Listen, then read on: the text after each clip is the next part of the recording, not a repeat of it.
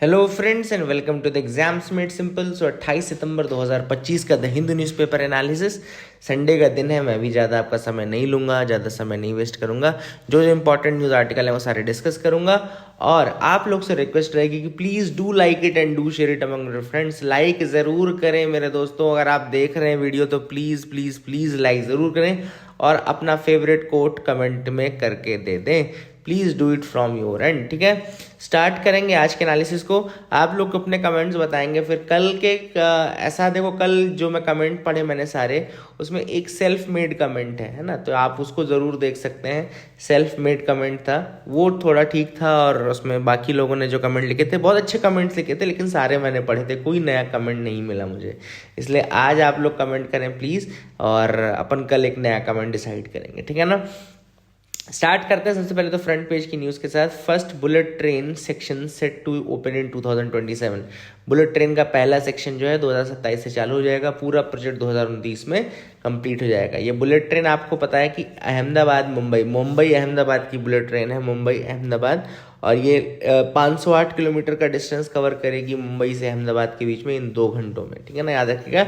Just in 2 hours and 7 minutes, 2 घंटे 7 minute में पूरी जर्नी 508 किलोमीटर की जर्नी कंप्लीट करेगी हाई स्पीड ट्रेन, या कह सकते हैं आप bullet train. And Mumbai to Ahmedabad के बीच में शिनकानसेन, जो कि जापानीज टेक्नोलॉजी है, उसका कंसेप्ट यूज़ किया जाता है, याद रखिएगा, शिनकानसेन, है ना। लिख देता हूँ आप लोग के लिए, शिनकानसेन, SEN, ठीक है ना। तो शिनकानसेन कंसेप्ट है जो जिसको यूज़ किया जाता है। आई hope you got clarity regarding this first news. आगे मूव करते हैं, देखते हैं दूसरी। ये भी इसमें एक चीज़ और कि कहाँ से कहाँ तक फर्स्ट सेक्शन जो है कौन सा कहाँ है। तो ये सूरत एंड बिलीमोरा, गुजरात में ये सेक्शन है, सूरत से बिलीमोरा का। ये 2027 में ओपन हो जाएगा, उसके बाद नहीं रहेगा, ठीक है ना, याद रखिएगा। आई hope you got clarity regarding this. आगे मूव करते हैं, देखते हैं और क्या इंपॉर्टेंट न्यूज़ आर्टिकल है। तो सेकंड न्यूज़ की तरफ बढ़ते हैं। दूसरी न्यूज़ भी आपको फ्रंट पेज पे ही मिलेगी, मूसी रिवर के बारे में। हैदराबाद की कुछ जगहों को इसने फ्लडिंग कर दी थी। तो याद रखिएगा, पहली चीज़ तो हैदराबाद कौन सी नदी के किनारे बसा हुआ है, तो ये है मूसी नदी। एक छोटा सा सवाल और आप लोग के लिए कि लखनऊ कौन से नदी के किनारे बसा हुआ है। आप लोग बताइए मुझे कमेंट सेक्शन में कि लखनऊ कौन सी नदी के किनारे बसा हुआ है। अगर आप बता सकें तो अच्छी चीज़ है। इसके बाद अभी आते हैं मूसी रिवर के बारे में। मूसी रिवर को मुचकुंद रिवर या मुसुनूरू रिवर भी कहा जाता है, मुचकुंद या मुसुनूरू भी कहा जाता है। It's a major tributary of Krishna river. किस नदी की ट्रिब्यूटरी है? कृष्णा नदी की ट्रिब्यूटरी है। एंड तेलंगाना स्टेट से फ्लो करती है, हैदराबाद बेसिकली। एंड ये भी आपको याद रखना है कि हैदराबाद की जो ओल्ड सिटी है उसको न्यू सिटी से डिवाइड करती है। Musi flows into Himayat Sagar and Osman Sagar also. तो वहाँ पे जो 2 लेक्स हैं, Himayat Sagar and Osman Sagar, artificial lakes है, वहाँ पे भी उसका पानी जाता है, ठीक है, याद रखिएगा। आई होप यू गॉट क्लैरिटी। इसका ओरिजिन जो है वो अनंतगिरी हिल्स, जो कि विकाराबाद में है, अनंतगिरी हिल्स, वहाँ से मूसी रिवर का ओरिजिन है। ये ट्रिब्यूटरी किसकी है? मेजर कृष्णा रिवर की। तो ये भी एक फैक्ट है जो आप याद रख सकते हैं। आगे मूव करते हैं, देखते और क्या इंपॉर्टेंट न्यूज़ आर्टिकल है जिनके बारे में हमको डिस्कस करना है। लेकिन मूव अहेड विद मी, आप बिल्कुल मेरे साथ आगे बढ़ सकते हैं। यहाँ पे ऐसी कोई न्यूज़ नहीं है जो हम डिस्कस करेंगे। आगे मूव करिए। यहाँ पे भी ऐसी कोई न्यूज़ नहीं है।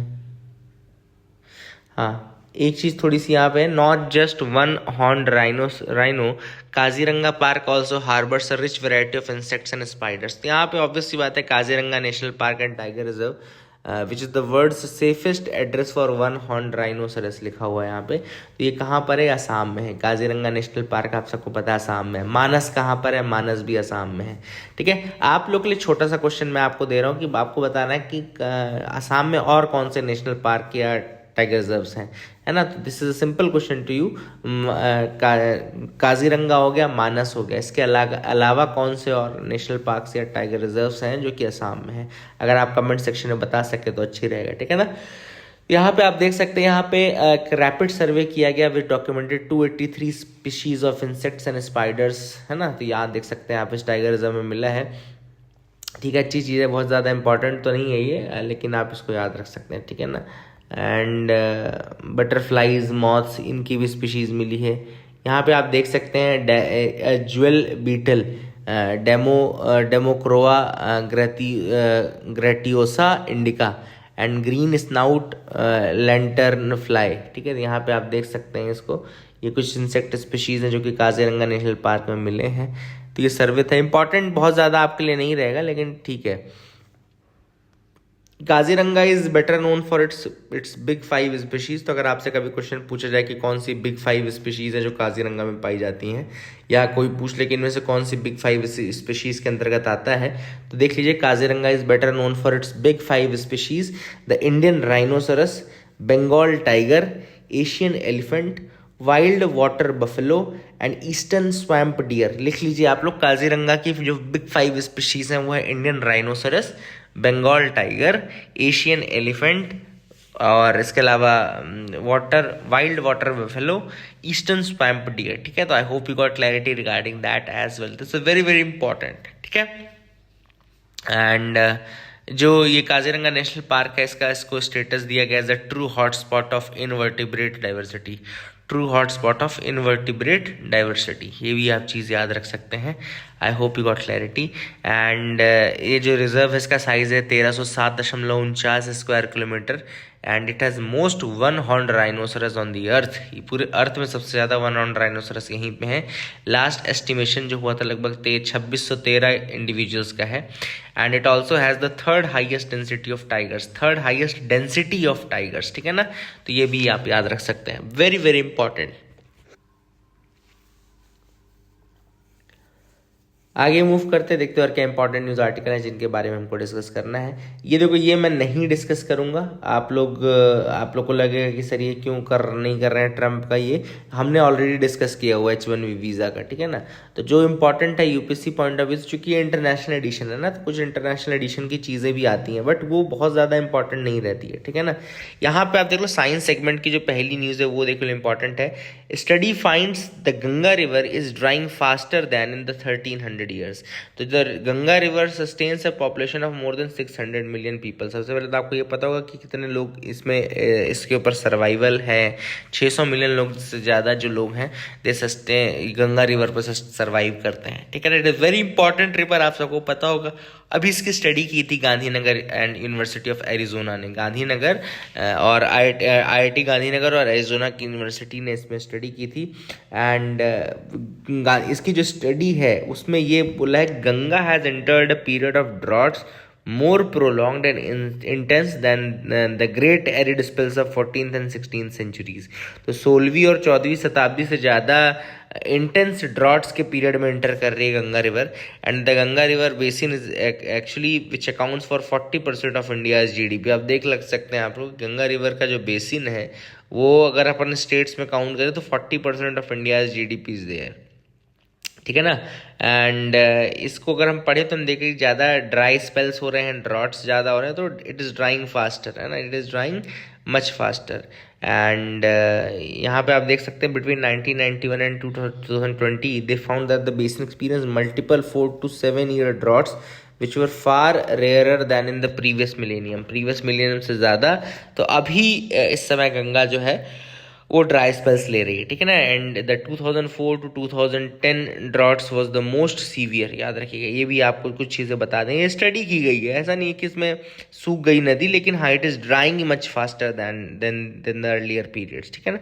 तो ये इसलिए आपको थोड़ा सा बताना ज़रूरी था। आई होप यू गॉट क्लैरिटी। अगली देखो नदी जो है वो यहाँ पर है, can and ivermectin pill keep malaria from being transmitted. Ivermectin, अब यहाँ पे इंपॉर्टेंट है, क्या है आइवरमेक्टिन, मैं आपको बता देता हूँ। आपको पता है मलेरिया बहुत ही डेंजरस डिसीज़ है। एक तो इम्पॉर्टेंट है फीमेल एनाफिलीज एडीज एनाफिलीज, जो आपका मॉस्किटो होता है उसका वेक्टर होता है, उसको ट्रांसफ़र करता है। पैरासिटिक डिसीज़ है, ऑब्वियसली ज़्यादा मलेरिया एक पैरासाइट से फैलती है। एंड आप सबको पता है कि वर्ल्ड ने काफ़ी प्रोग्रेस की है, लेकिन अभी भी मलेरिया बहुत ज़्यादा जाने ले रहा है, स्पेशली जो अफ्रीकन रीजन है वहाँ पे बहुत सारी जाने ले रहा है। इंडिया में भी कुछ केसेस हैं, 80% हालांकि कम हो चुका है मलेरिया, लेकिन अभी भी कुछ जगह जैसे उड़ीसा, छत्तीसगढ़, झारखंड जहाँ पर कि ये अभी भी प्रेवेलेंट है। अब इससे होता क्या, ऑब्वियस सी बात है, आप सबको पता है कि मलेरिया क्या करता है, malaria is a threat which is there. अब इसमें क्या किया जाता है कि मलेरिया को खत्म करने के लिए मास एडमिनिस्ट्रेशन होता है एक दवाई का, जिसको हम एंडेक्टोसाइड्स बोलते हैं। मतलब दवाई की जो फैमिली है उसको हम एंडेक्टोसाइड्स बोलते हैं, और उसमें जो दवाई है उसको हम इवरमेक्टिन बोलते हैं, आइवरमेक्टिन बोलते हैं। It has reportedly stood out as the most promising medicine, ivermectin. It is a type of endectocides, याद रखिएगा एंडेक्टोसाइड्स। और इससे क्या करते हैं, ये इससे हम मच्छर जो है ना, जो मच्छर है उनको ख़त्म कर देते हैं, ठीक है। तो ये जो इवरमेक्टिन है इसका यूज़ किया गया था केन्या में, बोहेमिया ट्रायल्स किया गया था, याद रखिएगा केन्या में बोहेमिया ट्रायल किया गया था इन ऑर्डर टू सी की how much active this is. देखो यहाँ पे लिखा है, ये देखो बोहेमिया ट्रायल, ठीक है। तो यहाँ इसलिए मैं आपको बता रहा हूँ, जो चीज़ें मैं बताऊँ वो चीज़ें आप ज़रूर लिखा करो। तो एक टेस्ट किया गया था साइंटिस्टों द्वारा, लॉन्च किया गया था बोहेमिया ट्रायल, और ये कहाँ पे हुआ था, केन्या, और देखो यहाँ पे लिखा है मोजाम्बिक, केन्या एंड मोजाम्बिक में। और उसकी फाइंडिंग्स फिर बाद में पब्लिश की गई थी, और ये देखा गया कि जिनको आइवरमेक्टिन दिया गया था वहाँ पे 26% कम मलेरिया का प्रिवेलेंस था, ठीक है ना। तो this is what has been there. यहाँ पे आप देख सकते हैं global malaria death remains high with Africa the worst affected. India has also achieved reduction but struggles with transmission. ये मैंने आपको बता दिया। Ivermectin has emerged as a promising systemic insecticide. तो आइवरमेक्टिन जो है एक इंसेक्टिसाइड है, एंडेक्टोसाइड इंसेक्टिसाइड जो मैंने आपको बताया, एंड ये मलेरिया को किल करता है, जो मैंने आपको बोला था अभी कि मलेरिया को किल करने का काम करता है। It kills the malaria carrying mosquitoes, ठीक है ना। एंड द बोहेमिया ट्रायल कहाँ पे होते, Kenya. It found monthly ivermectin doses could cut the malaria cases by 26% in children which are the most vulnerable, ठीक है ना। मोजाम्बिक में भी ये किया गया था, ठीक है। तो ivermectin kills mosquitoes from the inside after they bite humans. जैसे ही वो ह्यूमंस को बाइट करेंगे तो उसके बाद फिर they will be killed and all, ठीक है ना। So this is what is there. I hope you got clarity regarding that as well. आगे देख लेते हैं, यहाँ पे इंडस रिवर डॉल्फिन के बारे में आया था। They are eating lot of microplastics. Microplastics आप सबको पता है कि जो माइक्रो साइज़ के प्लास्टिक पीसेस होते हैं, जैसे आजकल जो ये face creams and all, Fair and Lovely, इन सब में भी काफ़ी ज़्यादा माइक्रोप्लास्टिक्स का यूज़ किया जाता है। और जब ये डिस्पोज होते हैं तो ये पानी में जाके मिल जाते हैं। जब पानी में जाएंगे तो ऑब्वियस सी बात है इनको फिर एक्वेटिक लाइफ जो है वो उसको ईट करेगी। तो डॉल्फिन जो है बेसिकली काफ़ी इंपॉर्टेंट है, which is important for the health also, health of the biodiversity also. Indus river dolphin के बारे में थोड़ी सी मैं आपको चीज़ें बता दूँ, बहुत अच्छी अच्छी चीज़ें। इंडस रिवर डॉल्फिन को भूलन भी कहा जाता है, भूलन, याद रखिएगा। इंडस रिवर डॉल्फिन को भूलान या भूलन भी कहा जाता है। They are the world's most endangered cetacean, one of the world's most endangered cetaceans आप बोल सकते हो। उनकी आइज़ बहुत छोटी होती है, इनके बहुत बड़ा कैरेक्टरिस्टिक है जो आप याद रखेगा इंडस रिवर डॉल्फिन का, कि their are eyes are so small that scientist believe that they are functionally blind. Functionally वो ब्लाइंड है। तो आप सोचेंगे जब फंक्शनली ब्लाइंड है तो फिर चलती कैसी हैं, तो दे यूज़ इकोलोकेशन। इकोलोकेशन मतलब साउंड सेंड करते हैं, साउंड वेव्स के वापस आने के टाइम से डिस्टेंस और अपने डेंजर को पता करते हैं ना, जैसे बैट्स में होता है थोड़ा। तो they use echolocation to navigate and find prey in the turbid environment. Echolocation का यूज़ करते हैं। मेन थ्रेट जो था इंडस रिवर डॉल्फिन को वो था इंटेंगलमेंट। जो नेट्स फंसे रहते थे उनमें, उसमें इंटेंगलमेंट हो जाता था। हैबिटेट डिग्रेडेशन जो कि हमेशा ह्यूमन बींग्स ने किया है। नॉइस, केमिकल कंटामिनेंट्स, कई बार क्या होता है कि इनके साउंड सिस्टम के साथ इंटरफेरेंस हो जाता है, तो जब इनको यही नहीं पता चलेगा कि आगे कुछ डेंजर है या क्या है, तो ये ऑब्वियस सी बात है इनकी जान चली जाएगी। एंड 1991 में नेशनल ओशियन जो NOAA है फिशरीज, उसने लिस्ट किया था इंडस रिवर डॉल्फिन को as the endangered under the endangered species act. तो NOAA ने इसको इंडेंजर्ड स्पीशीज के रूप में ऑलरेडी नोट किया हुआ है। तो I hope you got clarity Indus river dolphin के बारे में, आपको कुछ सीखने को मिला होगा। आगे मूव करते हैं, देखते हैं और क्या इंपॉर्टेंट न्यूज़ आर्टिकल है। तो आगे यहाँ पे देख सकते हैं आप लोग, यहाँ पे ऑयल इंडिया को अंडमान में नेचुरल गैस मिला है। तो ये ओपन एकरेज लाइसेंसिंग पॉलिसी है। तो ओपन एकरेज लाइसेंसिंग पॉलिसी क्या है, तो याद रखिएगा हाइड्रोकार्बन्स के एक्सप्लोरेशन के लिए ये पॉलिसी का यूज़ किया जाता है। हाइड्रोकार्बन्स के एक्सप्लोरेशन के लिए इसका यूज़ किया जाता है, जिसमें आपको एक जो माइन है या जो भी आपको एरिया है वो दे दिया जाएगा, फिर आप उसमें करेंगे, है ना। Open acreage licensing policy, hydrocarbons के एक्सप्लोरेशन के लिए ये पॉलिसी यूज की जाती है, अगर आपसे कभी कोई पूछे तो। ब्रिक्स कंट्रीज ने क्रिटिसाइज किया है प्रोटेक्शनिज्म को जो डोनाल्ड ट्रंप कर रहा है इस समय। प्रोटेक्शनिज्म मतलब कि अपनी इकोनॉमी को क्लोज करके रखना, दूसरी कंट्रीज के साथ ट्रेड या उसको लिमिटेड करने की कोशिश करना, वही सारी चीजें जो टैरिफ्स लगा करके डोनाल्ड ट्रंप कर रहा है उसके अगेंस्ट ब्रिक्स नेशन ने बोला है। ब्रिक कंट्रीज आप सबको पता है 11 कंट्रीज का ग्रुप बन चुका है। ब्रिक्स आपको कोई 5 कंट्रीज नहीं है ब्रिक्स में, अब इसमें 11 कंट्रीज हैं। तो इन्होंने रिजेक्ट किया है डोनाल्ड ट्रंप के टैरिफ्स को, डोनाल्ड ट्रंप के प्रोटेक्शनिज्म को, और कहा है कि भाई मल्टीलेटरलिज्म का ज़माना है, ग्लोबलाइजेशन का ज़माना है, आप कैसे ऐसे कर सकते हैं। इसके अलावा ब्रिक्स ने ये भी रिजेक्ट किया है कि भाई जो carbon border adjustment mechanism, European union कह रहा था ना कि कार्बन बॉर्डर एडजस्टमेंट मैकेनिज्म, मतलब आपके यहाँ से जो चीज़ें ट्रांसपोर्ट हो रही हैं, एक्सपोर्ट हो रही हैं, उसमें कार्बन कंटेंट कितना है उसके अकॉर्डिंग आपके ऊपर एक पेनल्टी लगाई जाएगी। उसने कहा ये भी एक कंसर्न है, ये भी ट्रेड के अगेंस्ट एक कंसर्न है। इसके अलावा दोनों ने गाज़ा में पीस के लिए बात की है, ब्रिक्स कंट्रीज़ ने गाज़ा में पीस के लिए बात की है। तो यहाँ पर हम देख लेते हैं ब्रिक्स के 11 मेंबर्स कौन कौन से हैं। तो जो फुल 11 मेंबर्स हैं वो हैं Brazil, Russia, China, India, south Africa, Egypt, Ethiopia, Iran, Indonesia, Saudi Arabia and UAE, United Arab Emirates. कौन कौन से हैं? Brazil, Russia, India, China, south Africa, Egypt, Ethiopia, Iran, Indonesia, Saudi Arabia and UAE. तो ये आपको याद रखना है। आपके लिए छोटा सा सवाल कि इस बार का जो ब्रिक्स समिट हुआ था वो कहाँ पर हुआ था और अगला कहाँ पर होगा। अगला है Iran rejects US call to hand over the uranium. अब यूरेनियम को हैंड ओवर करने के लिए यूएसए ने ईरान को कह दिया कि जितना भी आपके पास एनरिच्ड यूरेनियम है वो दे दो। ठीक है, तो एक बड़ा सवाल आता है भाई कि एनरिच्ड यूरेनियम होता क्या है। थोड़ा सा मैं आपको बता दूं, जब यूरेनियम नेचुरली एग्जिस्ट करता है ना तो उसका कंपोजिशन कुछ इस तरीके से होता है कि उसमें यूरेनियम 238 जो होता है वो 99.27% होता है, लेकिन दिक्कत है कि वो नॉन फिजाइल है, मतलब उसका आप यूज़ नहीं कर सकते। और जो यूरेनियम 235 आइसोटोप है, मतलब जो फिजाइल आइसोटोप है, वो आपका 0.72% होता है। तो आप देख सकते हैं कि बहुत कम होता है उसमें यूरेनियम 235 और बहुत ज़्यादा यूरेनियम 238 होता है। तो एनरिचमेंट की प्रोसेस में सेंट्रीफ्यूग्स और इन सब का यूज़ करके क्या किया जाता है कि यूरेनियम 235 की वैल्यू बढ़ाई जाती है। ठीक है ना, तो अब इसको बढ़ाने की प्रोसेस को ही हम एनरिचमेंट कहते हैं। तो जब एनरिचमेंट 3 से 5% तक हो जाता है, मतलब जब यूरेनियम 235 3 से 5% तक हो जाएगा, तो इसका यूज़ हम करते हैं इलेक्ट्रिसिटी जनरेट करने में। ठीक है ना, इसको लो एनरिच्ड यूरेनियम कहा जाता है। इसका यूज़ हम करते हैं सिविल न्यूक्लियर रिएक्टर्स में, और इसका यूज़ होता है टू जनरेट इलेक्ट्रिसिटी। और अगर यूरेनियम 235 का एनरिचमेंट 90% तक पहुंच जाए तो इसको हम बोलते हैं हाईली एनरिच्ड यूरेनियम, और ये फिर वेपन ग्रेड रहता है। वेपन ग्रेड मतलब इसका फिर आप यूज़ आप करते हो न्यूक्लियर बॉम्ब्स और न्यूक्लियर वॉरहेड्स बनाने में। तो I hope you got clarity regarding the uranium enrichment as well. और आज शाम को बिल्कुल कुछ मत करिएगा, इंडिया पाकिस्तान का मैच है, और मेरे लिए तो बहुत कॉम्प्लेक्स अब ये मैच इसलिए हो जाएगा क्योंकि आज मुझे लग रहा है पता नहीं क्यों कि अभिषेक शर्मा नहीं चलेगा, क्योंकि पिछले 4 मैच में लगातार चल चुका है, जो कि मैं चाहता नहीं था। मैं चाहता था कि पिछले मैच में ना चले तो इस मैच में चल जाएगा, but that has not happened. तो अब देखते हैं क्या होता है, एंड वो बहुत ही कठिन भी हो सकता है क्योंकि एक ही सीरीज़ में 3 बार पाकिस्तान को हराना भी कॉम्प्लेक्स टास्क है। तो let's keep our fingers crossed, but I hope कि इंडिया जीतेगी।